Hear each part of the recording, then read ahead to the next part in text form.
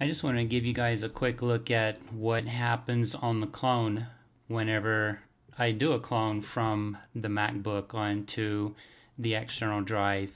And this is actually it.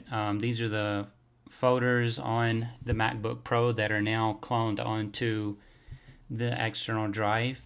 So it doesn't create just one single file.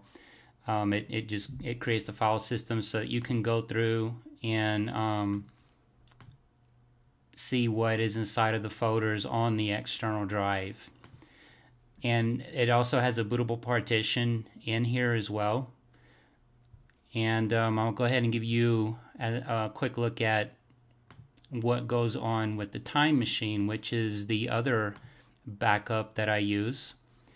And for the Time Machine, it doesn't back up everything. I've got it here excluding certain folders, movies, music, those kinds of things. Dropbox, because Dropbox has its own remote backup, so I don't want to create that kind of redundancy. Downloads are not backed up, but all of that is captured onto the clone. So the Time Machine will back up every day, every hour of each day, catch the things that change throughout the day that are most important, and then the clone will go ahead and capture everything else. And down here at the bottom, you can see I've got it plugged into the machine, so I eject it and do this about once a week. I'll make the clone. It takes about an hour and 10 minutes for 210 gigabytes. It's on a FireWire 800, 7200 RPM drive inside the external drive, and I've got a SSD, a solid state drive in the MacBook Pro. Now we're going to go ahead and get an idea of what these devices look like and how they connect to the computers.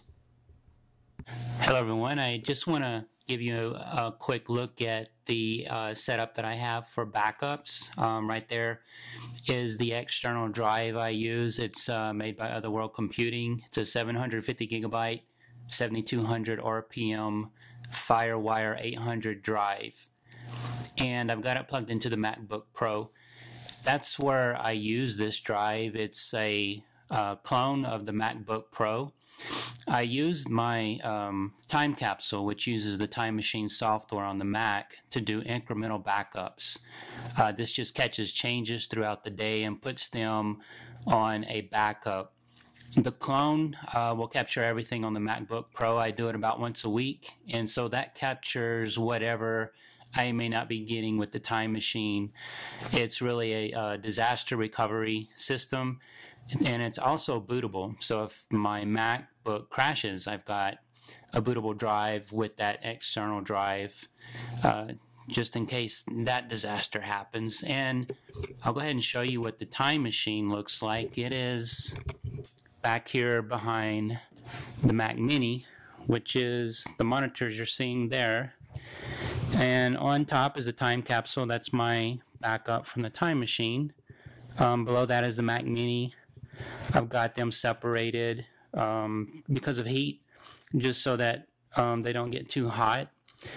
And why I have two computers, that's probably better for another post. I can certainly get into that. But the MacBook Pro is the main computer. It's the most powerful one. I do software development, design, video production, basically everything on that one. And so that is just a quick look at my setup, and hope you find that helpful. Thanks for watching.